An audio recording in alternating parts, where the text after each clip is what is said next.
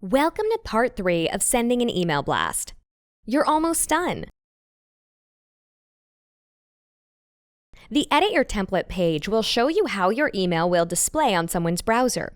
Replace the text here with the text of your choice.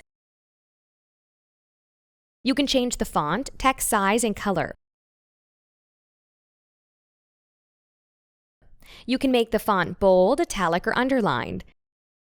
You can also modify the alignment and add any URL to any part of the screen. If you don't like the picture you've chosen, you can change it here.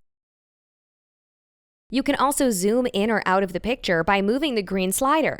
You can also drag the picture to focus a specific area. In the next screen, you can attach any files by dragging them or by clicking on Browse. If you want to add a presentation or a contract, here is the place. Just drag it onto the screen. The next step is to save your email as a template. A template is a complete email with all the pictures, text, and links already saved. You can edit a template to be able to use it over and over and customize it a little bit every time. If you like the changes, you can save it as a new template as well.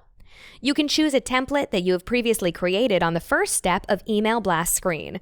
Congrats on finishing your email! On the next video, we'll teach you how to select your audience.